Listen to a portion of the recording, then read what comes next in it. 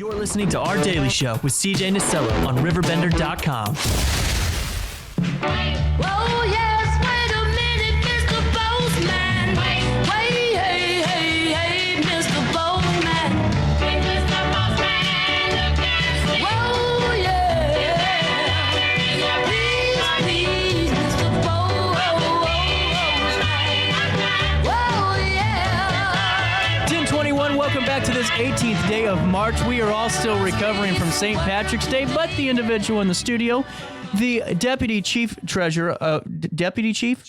Chief Deputy. I always get that darn title wrong. I always do. I always say Deputy Chief. The Chief Deputy Treasurer of Madison County, Patrick McRae. You got your walking in last weekend, so you didn't really have the St. Patrick's Day shaboosies that I had. Yeah. But still worn out, I'd assume. Oh, yeah. Yeah, worn out. It's been a long campaign. It's been a great campaign, but Right. A lot of walking, a lot of door-to-door, talking to voters, and so it's been fun. Well, and how has that been? What are some of the things you've heard on the campaign trail? You know what? It's really good. Honestly, the reception's been great. Anytime you see somebody at the door, I've never had so many people willing to talk, and I've had some great conversations. But really, most of the questions just center around what party are you, and then after they kind of figure you out, you know. And obviously, I'm running as a Republican, so I'm running the Republican primary for circuit clerk, and. So most people, they don't know what the circuit clerk does. Right. So they say, what exactly is the circuit clerk? So I kind of explained to them, you know, the circuit clerk it's a big operation in Madison County. It basically is the day-to-day management of the courthouse staff. And there's roughly 70 to 80 people there who work in the courthouse every day. So your job is basically to run those various departments. Well, and it's important because if you don't do it the right way, then all of a sudden you start seeing a lot of cases stalling and a lot of things that lead to bigger issues too. Well, you know what? You make a good point there. I mean, a lot of people are waiting a year or two or even 3 years for their day in court. Right. So it's incredibly important that these people, get their day in court and that everything is filed appropriately and correctly. And really, I mean, even if whether you're just a person there paid a triple simple traffic ticket or, you know, an attorney with hundreds of filings, I want everybody to receive white glove service there. Well, 100%, Patrick, because I think that's what adds to the morale of a community and a county. Because if you know that, hey, whether or not you're going because, you were going 15 over in a 40, you know, you name it, or if it's something more serious, you know, at least, hey, they're taking care of me. It's not going to be 3 months and I haven't heard anything. I'm not, you know, it's not St. Louis County where you're, you know, waiting years upon years for answers. And that's what I think is so important about the job at hand at Circuit Clerk. Well, no doubt. You know, you have to work hand in hand with a lot of stakeholders. Yeah. There. I mean, you're talking about, you know, attorneys, the prosecutors, the judges, the Supreme Court. There are a lot of stakeholders there, and it's just really important that you have a person that can manage those relationships and that understands, you know, how delicate that balance really is. Right. And now take me through your time, you know, leading up to this as the Chief Deputy Treasurer. How does that, in your opinion, prepare you a little bit, even though it's a different department? Sure. How does it prepare you at least for this role going forward? Well, yeah, you know, in my day-to-day job, I do manage the staff there in the Treasurer's office, and we've got a great staff. I mean, they're just insanely talented, incredible people. I appreciate them. But, you know, we work along many of the same lines. We've got the same union contracts. We negotiate the same way. We have the same hours, you know, mostly the same paid holidays, things of that nature. So the issues of management are generally the same across the board. Now, obviously, you have a little different setup over in the circuit clerk's office, but still very similar in a lot of ways. But, you know, we do a lot of things in the county treasurer's office. I know it's been a big talk recently about our investment portfolio. Right. You know, and my opponent's got an ad out there that's hitting me saying, well, you lost $12 million in the county's investments. And it's just silly. It's just these are things that just aren't true. And it's sad that we even have to refute these things, but we've never lost a single penny in the investment portfolio. And we actually have the top performing portfolo in the state of Illinois. Well, and on top of that, not to cut you off, Patrick, but whenever you hear something like that, because, you know, whenever you hear losing $12 million, and now it's, well, you're saying we haven't lost a penny. How do you kind of contradict that on the trail? Because it's so far off from what maybe one party already heard. It's got to be tough in that spot, too. Well, I think Republicans, too, are kind of used to fake news being thrown out there these days. So, you know, when you tell people, hey, look, it's fake news, this is it's sort of a typical thing in today's day and age. But the truth is, like Chris Slusser and I, we inherited a portfolio that was making about $1 million a year and generated revenues in the investment portfolio. And then under our direction, we made that make $1 million a month in investment revenue. Wow. So it's a night and day difference. I mean, there's just no comparing one to the other. And, you know, and a lot of that really is due to Chris. Chris has really taken that head on. His day-to-day in the office is really managing that investment portfolio, and he's done a great job. And the truth is, we're bound under the Public Funds Investment Act to invest in very secure investments already. So obviously, we're not making the returns that you could make in the open market as an individual like you and I, but we're still able to generate a lot of returns just by simply putting those investments into buckets and reinvesting that money to do our best to avoid interest rate risk and things of that nature. So, but no, I'm really proud of our record there. I mean, now we're, you know, in the short time we've been there, we've generated over $34 million in investment returns. Wow. And that $34 million is $34 million that we don't have to spend in additional property tax dollars. So it's helped the county board either cut the tax levy or held it flat every year for the past 6 years in a row. And that's also similar to my record on the Wood River Township Board. Well, and that's something I want to talk to you about because, you know, it seems at this point in the year, even though you have throughout the year there was trash issues and maybe rants, you name it, PTEL, now, and it kind of goes into that. It seems like all people care about at this point in the year is looking at that bill or that letter they just got in the mail for their assessments. And, and whenever you're talking with folks about this, because this is where I find your position fascinating, even though you're running for circuit clerk, that's still, I'm sure, one of their biggest concerns. No doubt. And it's like, well, how do you answer that? You know? Yeah. Well, and it's an interesting question. You know, the Treasurer's Office is tasked with collecting the tax dollars. So we don't set the rates. We just collect the funds. So really, you know, what we can do is run on our own record and say, you have to look at that tax bill and break it down to see which taxing district is actually increasing taxes and which taxing district isn't. And on the Wood River Township Board, I've been on the Wood River Township Board for about 11 years as an elected trustee. And so for the last 11 years, we've either cut the tax levy or held it flat for 11 straight years. I don't know any other municipality could possibly hold a candle to that, other than maybe Godfrey. Actually, the Village of Godfrey has done incredibly well. Mayor Mike McCormick there has done an excellent job. And Mike actually has endorsed me as well. So great guy, doing great work up there. But yeah, I mean, we are really only two of the municipalities who have been able to accomplish that. I'm very proud of that record. And that's important to talk about, especially with your previous time currently right now in the Treasurer's Office. And that's what I always just find fascinating, because you hit it right on the head. A lot of folks aren't that, I don't want to say educated, but aren't that informed on the roles of elected officials. So I think that's what leads to a lot of the gray area of people getting frustrated, but they're getting frustrated because it's not that individual's job. So that's why I think it's really important when you're talking and you're hearing these things about property taxes. I'm sure they hit you with the gamut of things that are affecting them. That's very true. And then, you know, how does that tie into the circuit clerk? And that's what I think is so that it's so important about the job you do in communicating that, because you're going, hey, I agree with you, but here's what I want to do in this department. But if we support such and such over here, we can get to that goal. Well, I think you just hit the nail on the head there, really. And I have and I appreciate that. I do have though, and it's nice for me when I'm talking to voters. I can say I have a record. My record is doing more with less. Cutting taxes, holding them flat. I understand what it really means to be a true fiscal conservative, and I am that guy. And my record reflects that. And in contrast, my opponent's done just the opposite. He was on the county board for 10 years, and for 8 consecutive years, he voted with the Democrats to increase property taxes. He was the only Republican on the county board that voted for 8 consecutive years to increase property taxes. And now, and I heard him, last week he was on the show with conservative caucus guys, and they had said, hey, we need to be a conservative. Well, my question is, what does it mean to you to be a conservative? Because to me, being a conservative, number one, is about taxes here in Madison County, and number two, it's about the other issues. I'm obviously a member of the NRA, Illinois State Rifle Association. I'm an avid sportsman. I'm pro-life. I'm on the Catholic Charities Board. I'm a practicing Catholic. I think all of these things are incredibly important when you're talking about who we're electing here and what it means to be a conservative. But conservatives, in my book, aren't increasing taxes, and I have a record of not doing that. So, and that's where I think the biggest problem with the general public is right now, because, and this is something I've said both times, whether it's conservative caucus or not, is it's confusing. It's like, wait, so there's a lot of this infighting, and there's all this things being thrown out. Do you think that damages the Republican Party in Madison County longevity-wise when you have these type of primaries? Well, listen, I think when you look at it, really the Madison County Republican Party is still a very still a very young party in a lot of ways. True.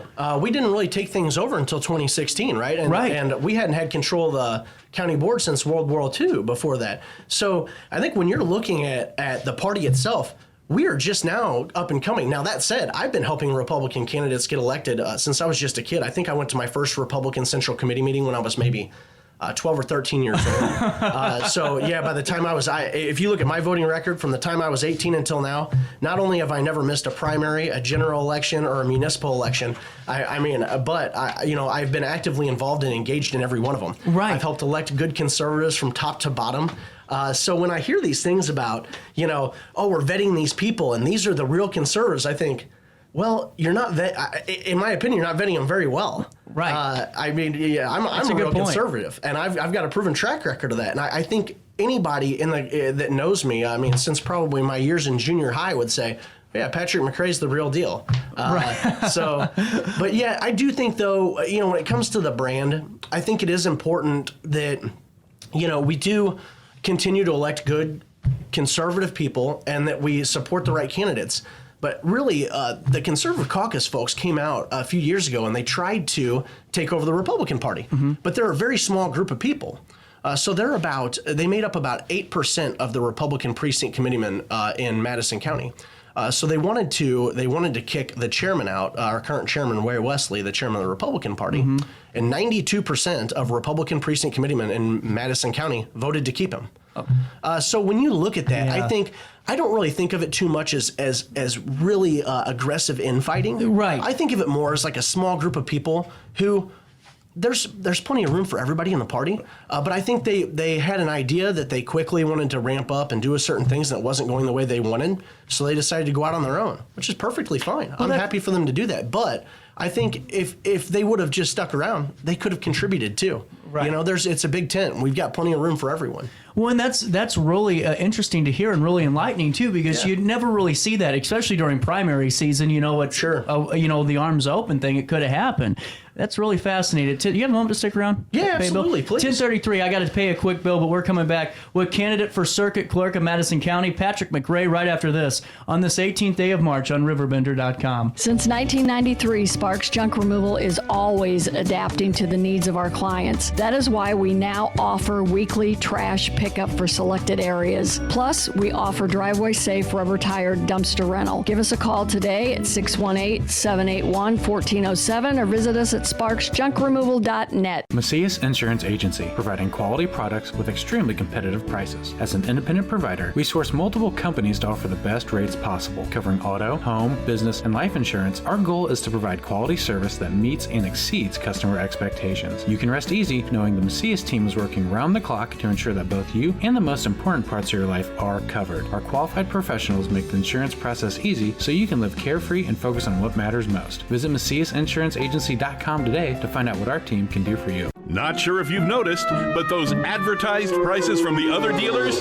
are just a bunch of blah, blah, blah. At Roberts Motors, the advertised price is the price you pay. And that, my friend, is great news for you. Don't fall for their so-called incentives that will leave you banging your head against the wall. Go with Roberts Motors. Prices you can trust and people you will like. That's the Roberts Motors way. And trust me, it's the way to go. Has free checking become a thing of the past? Not if Liberty has anything to say about it. With 3 free personal checking options and even a free business checking account, Free is alive and well at Liberty Bank, the local bank that gives you free checking choices and more cashing in your pocket. Bank locally, bank Liberty. For more information, visit www.bankliberty.com.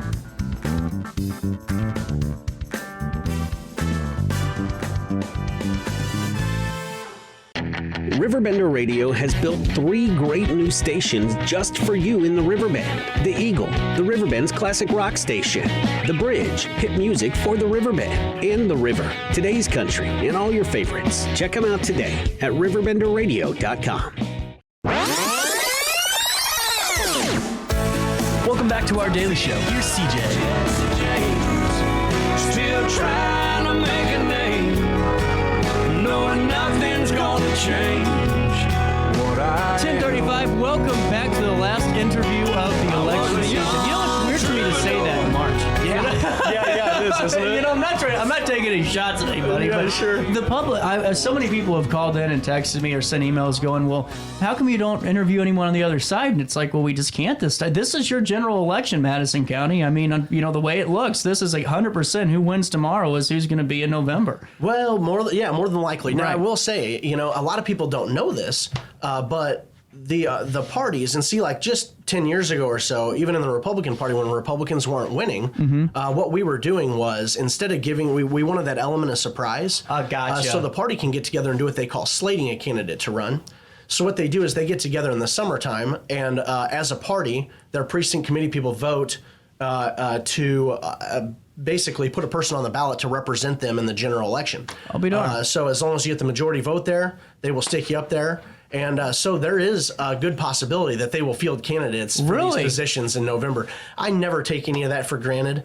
Now, I do think that this year's it's going to be a terrible year for Democrats. I think, you know, Joe Biden's on the ticket, and he's been a disaster. And you've got Biden on Trump, and I just think in Madison County, Biden doesn't sell the voters here. No, he does. And you can just look at the last couple of elections. Exactly. And that's not even a political talking point. That's just fact. No, it really is. 48 Just fact. degrees today, and that's just kind of what happened. Well, and getting back to circuit clerk, you know, ideas, I think that one of the best things being done is the digitization of the circuit Absolutely. clerk's office. And you know, it's something that when you say it out loud, you go, the first thought for me, Patrick, is, why hasn't that been getting done already? You know, this is Right. kind of, and this is something that should have been done 10 years ago. Yeah. But, you know, it's being done now and currently being done under the McRae administration of That's a different right. name. And your dad's, Tom McRae's done some wonderful work in the digitization. Appreciate that. He really aspect. has, yeah. But are you looking to continue to add to that? Because it streamlines Absolutely. a lot of things. It sure does. It really does. You know, we talk about how we can save time,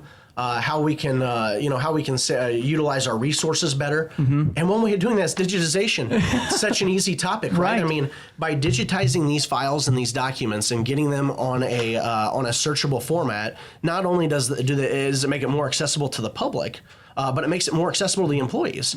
So you're saving employees time, you're saving the public time, you're making things more transparent. I think it's just incredible. And over the last 4 years, they've really started these digitization priorities, really ramped them up, I will say. They were doing some stuff before, Yeah. but now they've really ramped it up, and they're really pushing this, and I think it's fantastic. And, I look to continue that trend. Well, and I'm sure, too, just going back to what I first, started talking about 20 minutes ago, was the fact that it's just a morale booster too, because I mean that frustrates people whenever It you're does. at work. You can send an email and you can find all these files from your day-to-days, but when you No, have to that's go to right. the county, you're like, man, I'm going back in time here. I gotta wait 4 days, or I gotta get this, and now we're waiting some more. It's a really great way to help get that frustration out of there. Well, that's right. I mean, the more we can be accessible to the taxpayers of Madison County, just a win all the way around.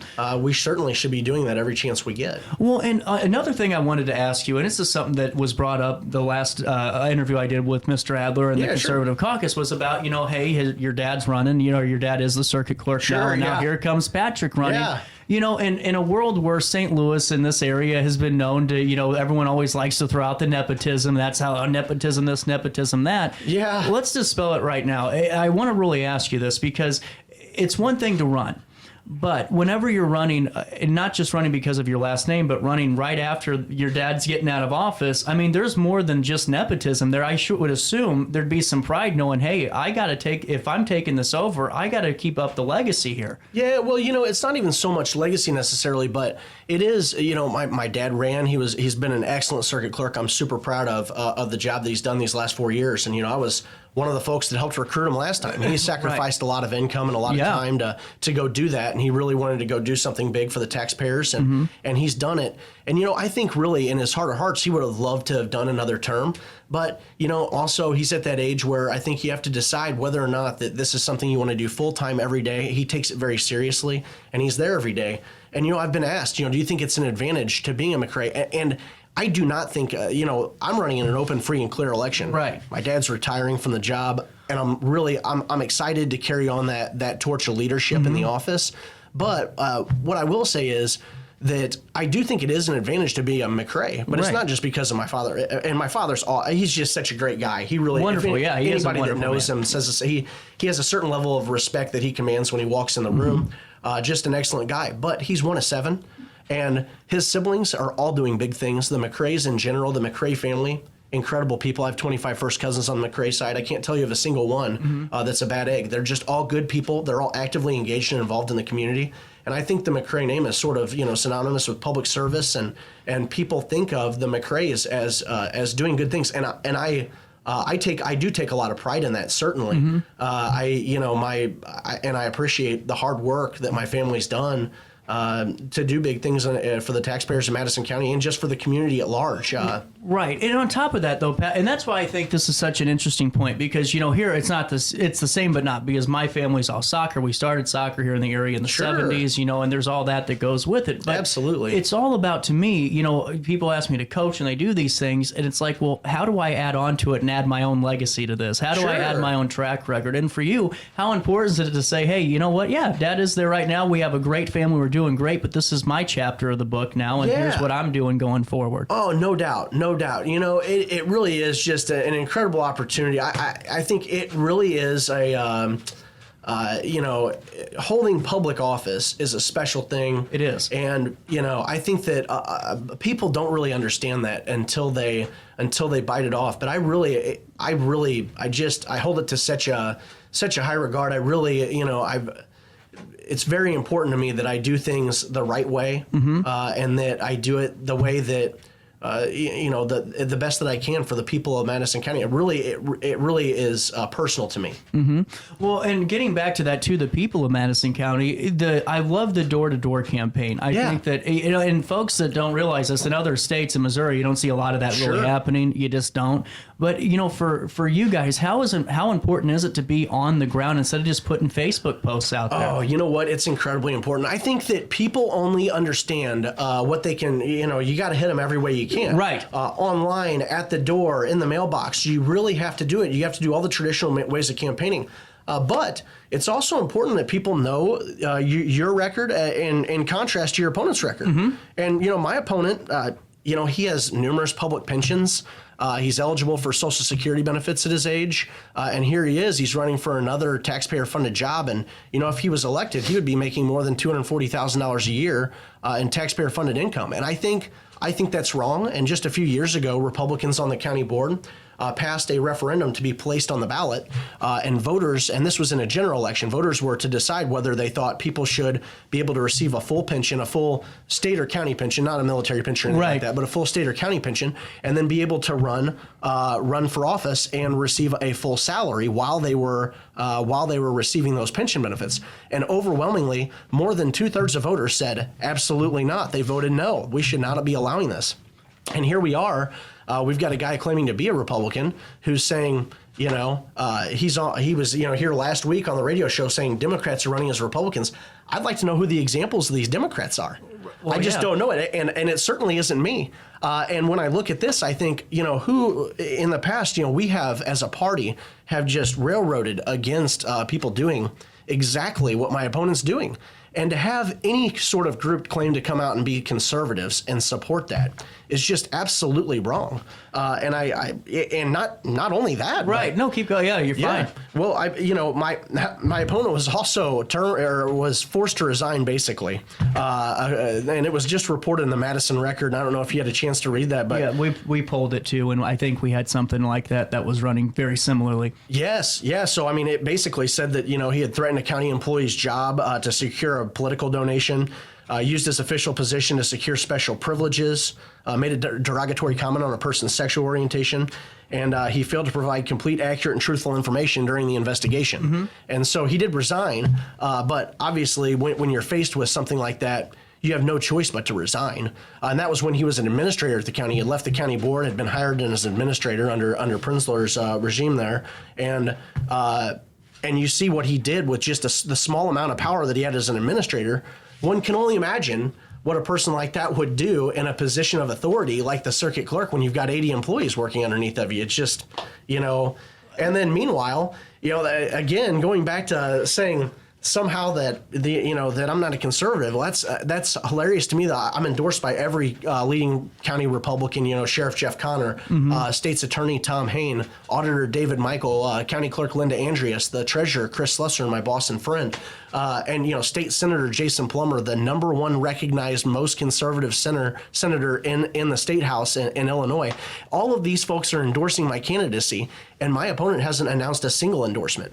And that's not to mention the mayors and the law enforcement officials. I mean, Chief of Police Nick Novosich in Granite City obviously endorsing me.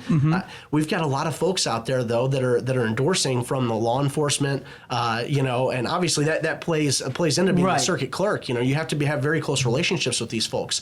And these are the folks that are coming out for me, saying, hey, I think this person would be an excellent fit for the job, and my opponent doesn't have any endorsements. Well, and one thing I would like to mention, too, because that is a great point. Mr. Adler's had a long time in public service, whether it's, whether you say good or bad, doesn't matter. He was there. When you're running against someone like that who has decades of track record there, how hard is it, for you going, hey, I might be a younger guy. You might heard of him. You might have worked with him before. But, hey, here's what I can do. I might be younger, but age is not an issue here. It's all about policy. Because that is, sometimes older people really do kind of look to maybe not go towards the younger candidates all the time. Well, there is some truth to that. Now, I will say, though, and they've kind of hit me on that. Yeah. They've said, oh, this guy's, he's 36 years old, but I do feel it is kind of funny. The county auditor, David Michael, he and I are the same age. Tom Hain, the state's attorney, he's a year older than I am. He's 37 years old. So, most of our countywide elected officials are in that age group, and we are getting to that stage, where folks like myself, I can guarantee you that I'm going to be in that office every single day working my tail off for the people of Madison County. And can a guy that's retired twice, is eligible for Social Security benefits, and now wants to return back to the workforce, do you really believe that guy's going to be in there 8 hours a day, 40 hours a week? I just, I don't believe, I personally don't believe it. And then you have to ask yourself, who is he going to hire to run the office? And I think a lot of people are concerned that he would hire the former IT director or former county administrator who were terminated, for a litany of reasons. I think everyone has seen that online, and if you haven't, I encourage you to look it up. I mean, basically these folks were fired for a lot of different things, and none of them good. It was a lot. A lot of really terrible things there. So, you worry that they bring those people back into the fold.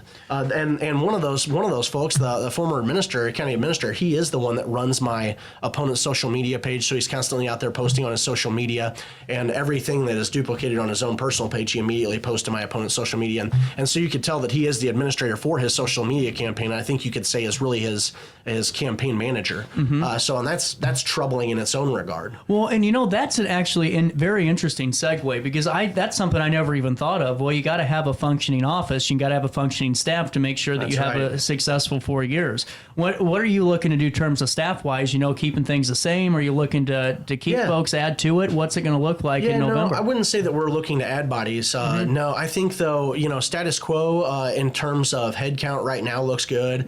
You don't know all of these things until you're there. Right, I'm sure. So there's going to be a deep analysis of that. And as things, progress, if we're able to get some really good projects rolling and we're able to streamline some processes, then maybe due to attrition later on, there'll be a lower headcount, But I will always look for ways that we can continue to do more with less. And I'm going to look at that budget every year. I take that very seriously. And in the treasurer's office, I've either come in under budget or cut the budget every year.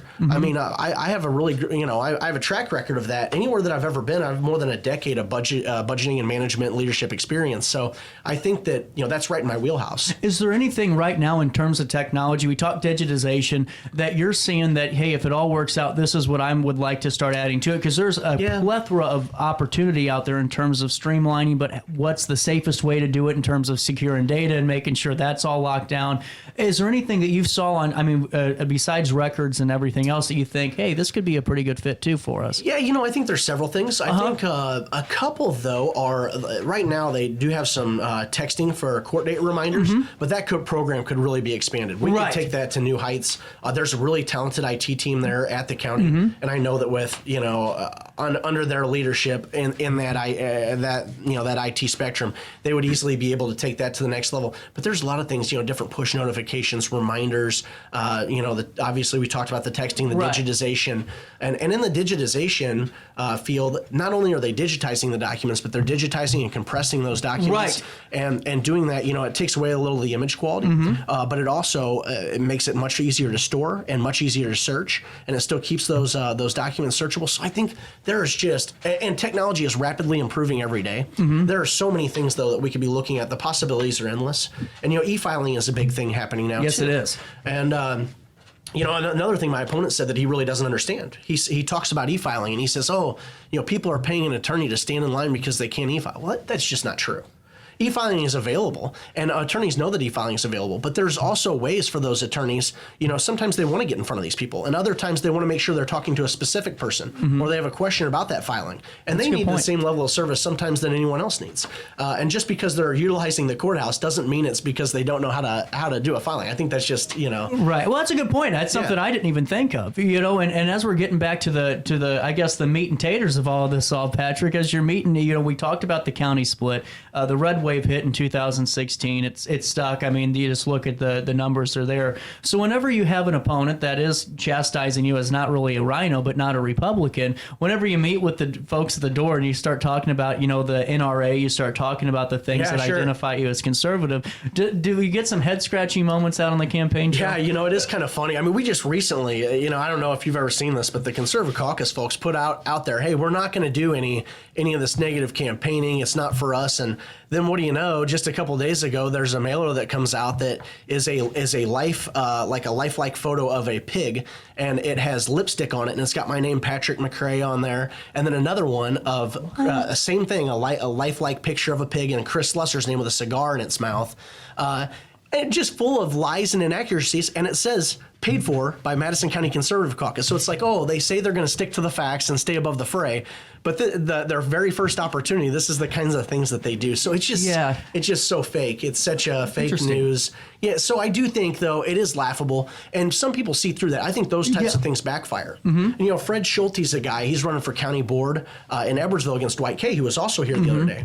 And they just did a negative mail piece on him, and it was Fred was a small business owner. He owned Edwardsville Frozen Foods. He was a meat cutter, and so they had a picture of Fred on this negative mailer in his apron with like a butcher knife, and it says, "Fred is a good meat cutter, but would be Fred was a good meat cutter, but maybe he should go back to his day job."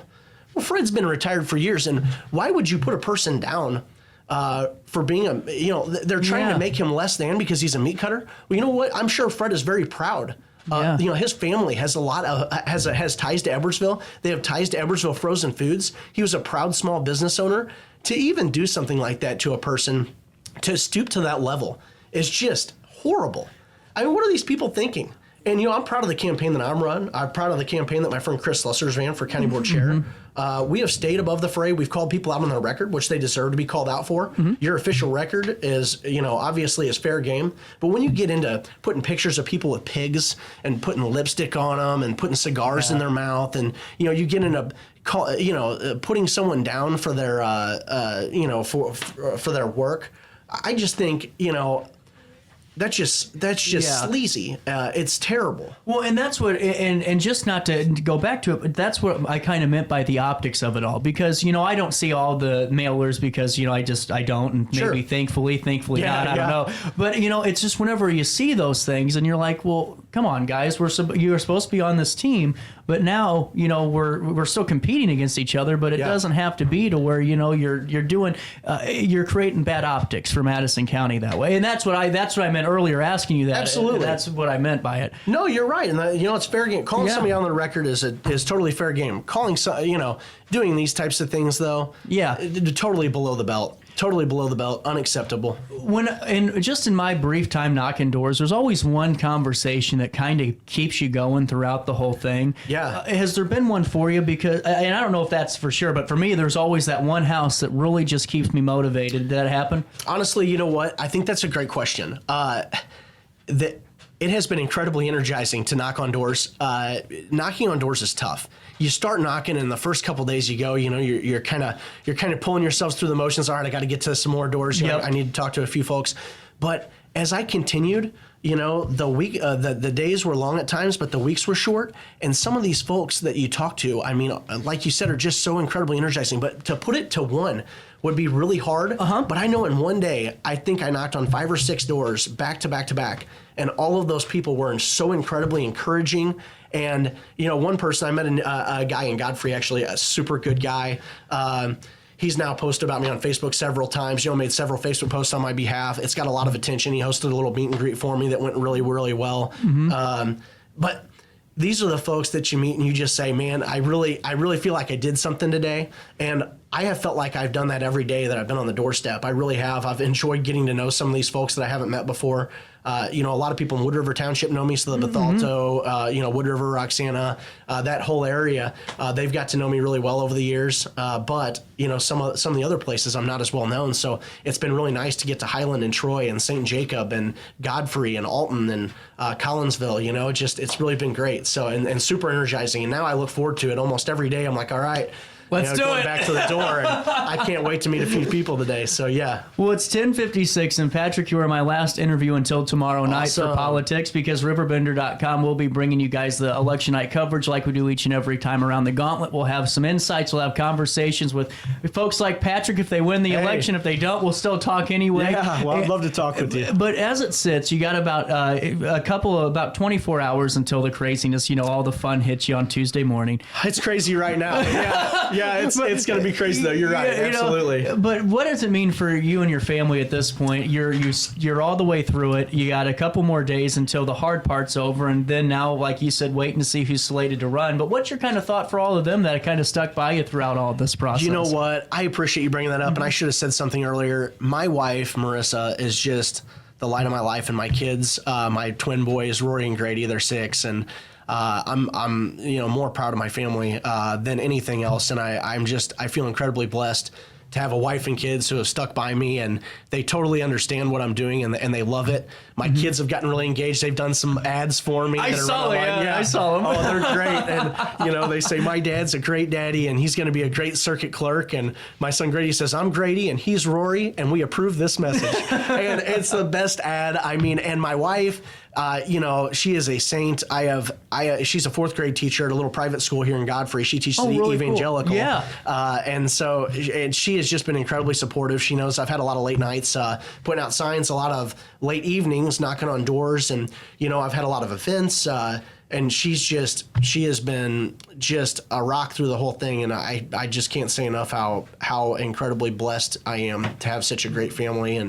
And so, yes. So, and I am ready to give them a break. So, That's my what I was wife, waiting for. she has done so much for the kids too. And I try to be home at bedtime every night, get the kids to bed before I go back out to do anything else. But, and I try to eat dinner at home, and I try to put the kids to bed before I do anything. I just want the kids to have that, that sense there of dad being there all the time. I don't, I never want to be known as or thought of as a father, an absent father. Right. I love my family more than anything in this world. So I'm ready to give them a little reprieve here, and I'm ready to get the kids out in the boat and do a little fishing and enjoy it. Yeah, absolutely. So, well, all I can say is, like I tell everyone, best of luck tomorrow. Thank you. All the hard work. And for anyone voting tomorrow, I do want to say to anyone running, it takes a lot to throw your name on the ballot. And regardless if you're for them or against them, regardless of who it is a little bit of respect that goes to that, because a lot comes with that. It does. On the ballot. It does. And it is a stressful thing. And obviously,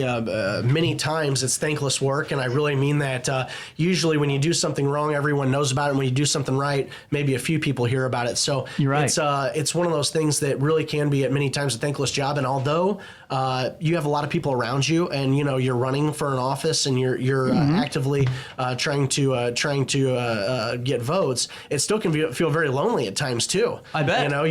You're out there and you're working hard, and you just don't know where you're at and where people are. And so it always feels nice to have those people, those reassurances, and the people reach out to you and say, hey, you're doing great things. Keep it up. And I've had a lot of those people. I mean, just today, State's Attorney Tom Hain called me this morning, Auditor David Michael, State Senator Jason Plummer, all 3 of them called me this morning and said, hey, and Chris Slusser, County Treasurer Chris Slusser, all of these guys called me today and said, hey, man, you're doing great. You run an excellent campaign. You've been working your tail off. we're looking forward to Tuesday, and I appreciate all of those folks calling and more. Others too. I mean, many other people, family, friends. I really do appreciate each and every one of them. Absolutely. Well, you better give me a call tomorrow night. We'll ask how you're feeling around 7:30 or 8. And in the meantime, I will see all of you guys back here live at 9 for more of our daily show tomorrow. And then, of course, our election night coverage. I'm getting out of here early. I got middle school soccer starting, and I got tryouts. Well, thanks for having me, No CJ. I problem, appreciate Patrick. you letting me be here. Yeah, it's been great. On that note, all of you have a great day. And like always, try your best to stay out of jail.